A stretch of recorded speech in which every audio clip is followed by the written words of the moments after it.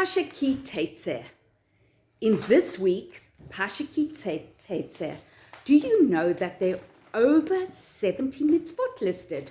One of the most interesting mitzvot is Shiloah Haken, which means sending away the mother bird. It says, if a bird's nest happens to be on the road where you're walking, or in a tree, or on the ground, and the mother bird is sitting in the nest on the eggs, you have to shoo the mother bird away before you take the eggs. It's good for you and will make you live a longer life. The Ramban, one of our wise sages, said that this commandment is to teach us to be sensitive and compassionate. You cannot hurt or kill a mother bird and her babies on the same day.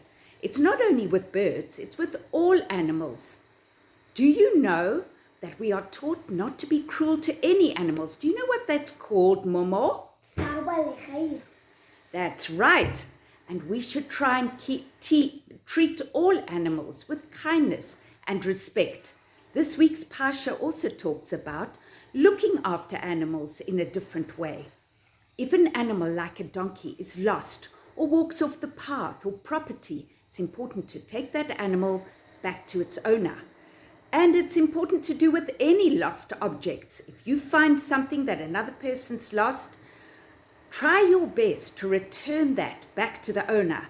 Don't just keep it for yourself and say, it's too bad. They lost it. I found it. It's mine. No, you've got to go out of your way to return that object back to its owner. That's called what, Momo? Exactly. We also learn that if it's an animal like a donkey that's carrying a heavy load, it's important to help that animal not make the load so heavy. So we learn to treat animals very kindly.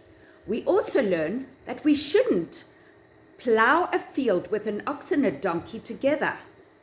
I wonder why. Can you guess? In the meantime, our creative food this week is to make a bird's nest with cookie shapes and put some small white sweets in it that look like eggs to remind us of this important mitzvah, Shiloah Haken. So we take some chocolate and we melt it and we added lotus to it.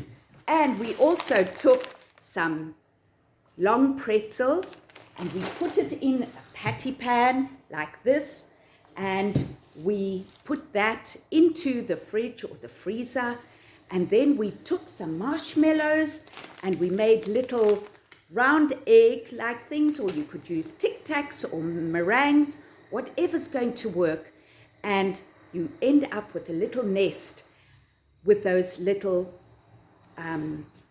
eggs in. So just enjoy it. It's a great dessert for Shabbat.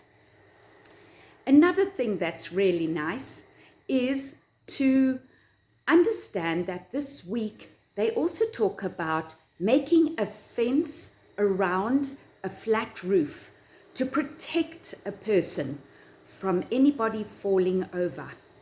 And we didn't, you can make something with Lego and put a fence around it. And Momo actually drew one and put a fence around it, which is really great. There are many other mitzvahs in this week's Parsha. Look out for them and check them out and see what else there is.